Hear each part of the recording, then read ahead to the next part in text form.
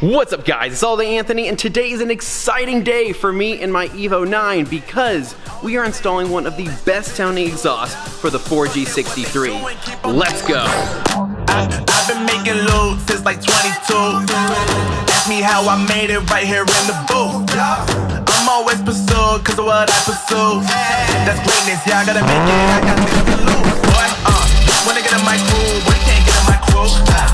Me, XL and Huber, way too fireball. When this joint drop, that is called the troops. And when you hear the drop.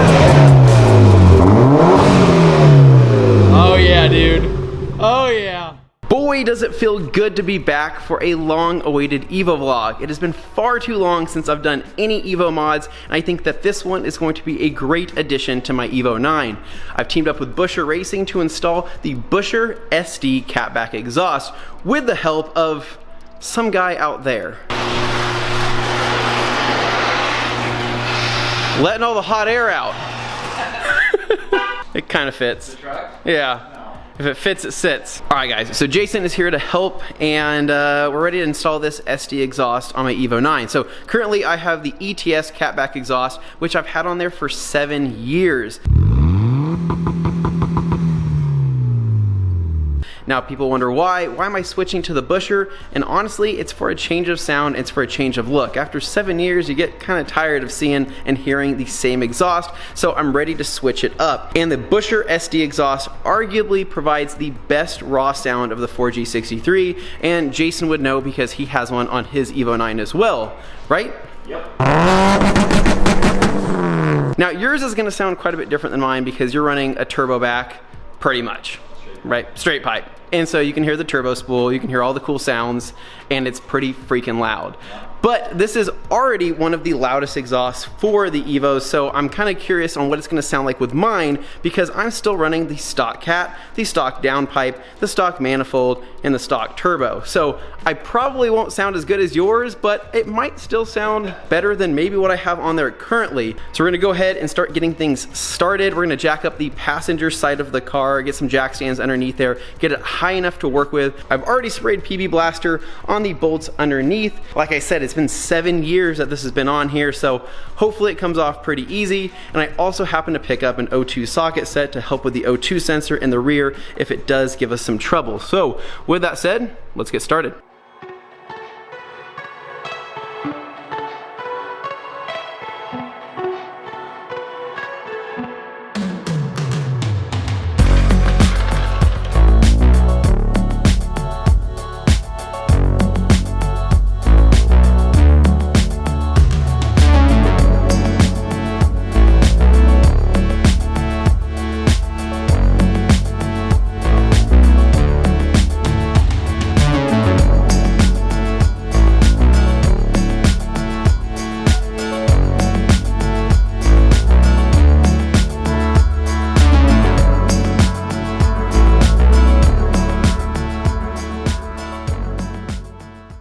So we got the car jacked up and it is ready to go. So we mounted it up on the control arms on the front and on the rear here. So we got plenty of workspace underneath. Now I realize it's dark. I'm gonna try to pull out some lights so you guys can actually see what's going on because I hate videos that are super dark and you can't see anything what's going on. So I'm gonna get some lights under there so we can actually put some light on the subject. We got the Buschur exhaust right here. So the SD rear looks so freaking good. It still has a kick up in the rear, similar to the ETS I have going on over there. But then we also have the pipes over here along with the clamps. Now, this is pretty easy. I'm talking 2 bolts, 2 flange bolts on the cat. We have to remove the O2 sensor, and then from there it is 1 clamp similar to that on the straight section, and then we have 2 clamps here that we got to remove here on the rear of the ETS. Now, for reference, this ETS here was not actually meant for a JDM rear. This is actually a USDM rear ETS exhaust that I had trimmed down for my JDM rear, but it sits perfect, it is flush, it is awesome, but this is going to fit, I think, a whole lot better. And so this is still going to a good home, so if anybody's wondering if this is for sale, it's already sold, and so I'll miss it, but I'm really looking forward to the SD. So we already got the bolts PB blasted, like I said earlier, so now all we need to do is start loosening things up and drop it down.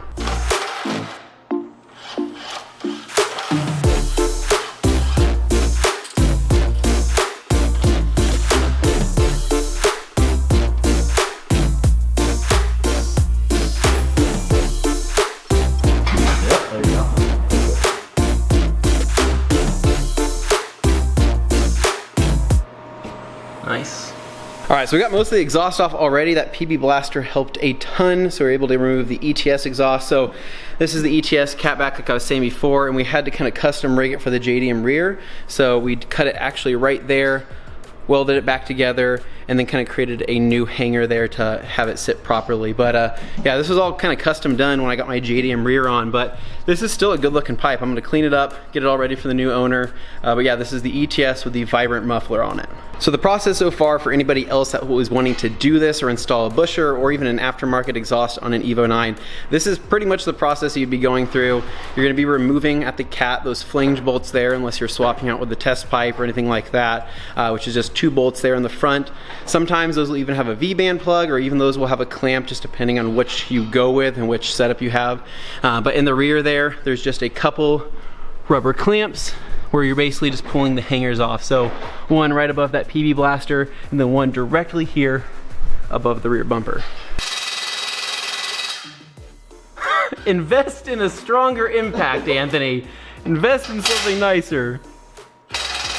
I know, guys, as much as I hate doing stuff on a garage floor, sometimes you just gotta work with what you got. Maybe Jason will install it at his house. Anthony doesn't like working off the garage floor, but that's why he calls me. I hate working on the garage floor because of video purposes. Anthony, I think you just don't like being on the garage floor. Whatever, man, it's all good. Now, if you've never removed the rear flange bolts where your cat is before, then this is going to be a little bit of a challenge. Mine has been, it's been a long time since mine has been removed, so you can see there's a little bit of rust on there, and they're definitely stuck on there. So hit them with PB blaster. I already soaked them earlier, but these are gonna be the hardest because your studs are located on your cat side, whereas you just have your bolts on the other side. And so we just hit it with PB blaster, kind of hit a little bit with the impact, but mostly this will be done by hand, and by hand I mean Jason's hand, but you guys get the point. Jason, it sounds like the sound of success. Was it the breaker bar? When in doubt, just break it out. Is that a thing? Yeah. All right, so a quick update. So far, so good, except we ran into one problem with one of the cat bolts. So the cat bolt next to the weld is such a shallow area that you can't really get a wrench into there or a socket. And a crescent wrench isn't really gonna give you enough, I guess, torque on the job. But a closed-in wrench may not be able to get in there as well. So we're gonna look into seeing if we can find like a thin-walled socket to go pick up to finish the job. But other than that, everything's going well. It's just we need to get that mid-pipe off, that straight pipe going from the cat there. And once we do that, it'll be easy. It'll actually be pretty much a cakewalk from there. So once I figure this out, we'll go from there. A few moments later. Because that was stuck on there so bad, we ended up just taking the cat off, and that was gonna be the easiest way to actually get to this guy right here. So this is what was giving us all the trouble. We just couldn't get a socket on there. So now we should be able to do that, and then simply just reinstall the cat and the gasket, and we're gonna be good to go. And explain what just had to happen here. Well, like 45 minutes of hanging around and trying not to scratch the car. And so honestly, it would have been smarter to probably just remove the O2 sensor plug, but this was also stuck on there, which sucked as well. So we're working right here next to the car, next to the paint, which you guys know that I'm super OCD about. So we're trying not to mess anything up, but also this was literally just seized on. It was not going anywhere. So we finally just broke it through because I had a torque wrench here from Harbor Freight, probably the shittiest torque wrench there is. And he was like, we probably shouldn't use this way, but should we try it? And I'm like, whatever, dude, it's like a $10 wrench, so just go for it. And that just happened to give us the leverage to get it off. So we can finally continue on with the installation. Wires up, tucked underneath there, so the cat's back on. And so I know everybody's gonna say, why didn't you just swap it out to a test pipe? You should have done that. Yeah, I get it, I know, I get it. But we're gonna roll the cat for right now, maybe eventually swap to a test pipe. But from here, now we're just gonna do the mid pipe, which is the long straight pipe that's gonna go down the rest of this tunnel in here. And once we get that bolted on, that's when we're gonna do the curved shape pipe and then the actual muffler. So we're getting there. All right, first part is going to be the slip portion after we've gotten the straight pipe in. So I'll show you guys what that looks like right now. So this is a slip fit, so it's gonna slide right on. And then the hanger is gonna be right there where we're gonna mount the hanger. Now is it time for the exciting part? the exciting part. Oh yeah. What's nice about having a multiple section exhaust is that if anything fails or if anything goes wrong, you just replace that one section, whereas the ETS is quite simply just two pipes.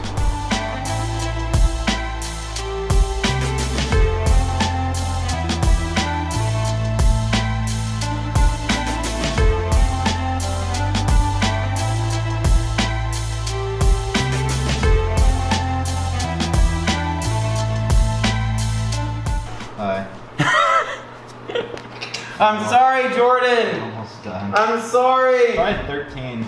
13? It's okay, you're forgiven. He's so good at this stuff. I'm lost without him. Okay. Just call me when you're done. Shout out to Jordan for making this video possible. Yeah.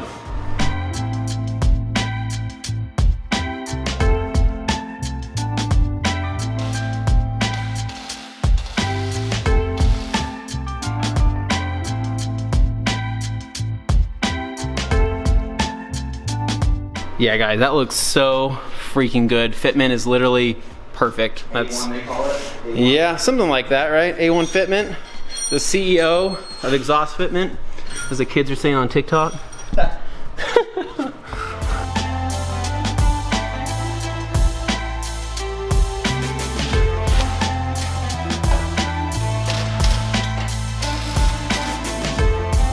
All right, guys, so that's it. It's on completely. So clamps are on, flange bolts are on, up towards the cat up there. So that's it. What a beaut, man. Arguably one of the best looking exhausts for the Evo 9. What do you think about the Tomei though? Is that a Tomei? It's not a Tomei. Sounds better than one, I think. Yeah, dude, this looks freaking killer. So we're gonna get the wheel back on, drop it down on the ground, check for any leaks or anything like that, and yeah, I'm excited to hear the first startup. So one last thing you want to do before you start it up, though, of course, is to wipe down the exhaust because you don't want those fingerprints sticking around. So I'm just gonna kind of lay underneath here, get comfortable, and wipe everything down with a towel and a little bit of isopropyl alcohol.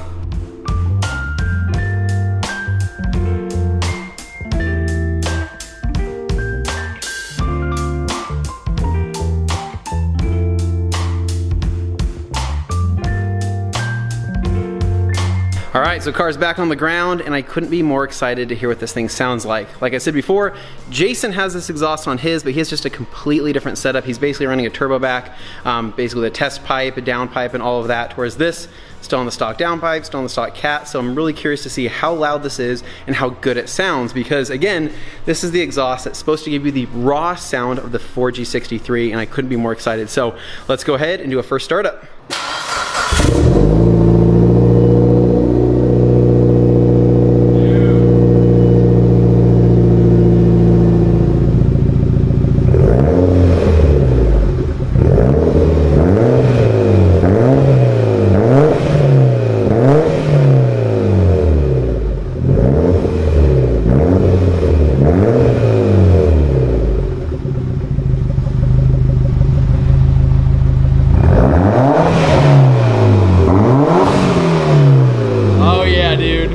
Oh yeah. And go figure, right when we finish up, the weather clears up. So that was it, guys. That was the install of the Buschur SD catback exhaust for the Evo 8 and Evo 9. Now, hopefully you found this helpful. Maybe you already have an exhaust on your Evo and maybe you've considered switching. I chose to switch from my ETS just because I like the way the fitment is on the SD, and I also like the sound. It has a little bit more of a mid-note to it, to where the ETS is pretty much just lows. Now, it's just my personal preference. Like I said, I still love ETS, and I have a ton of other ETS parts on my Evo. I was just ready for something new after 7 years, and I think this is definitely going to do the job. Now, I do want to give a shout out to Buschur for making this video possible, because like I said before, there's just not enough modern Evo footage for a lot of the exhaust and parts that are out there. A lot of the stuff's from 8 to 10 years ago, and there needs to be something that's a little bit higher quality in terms of video and sound.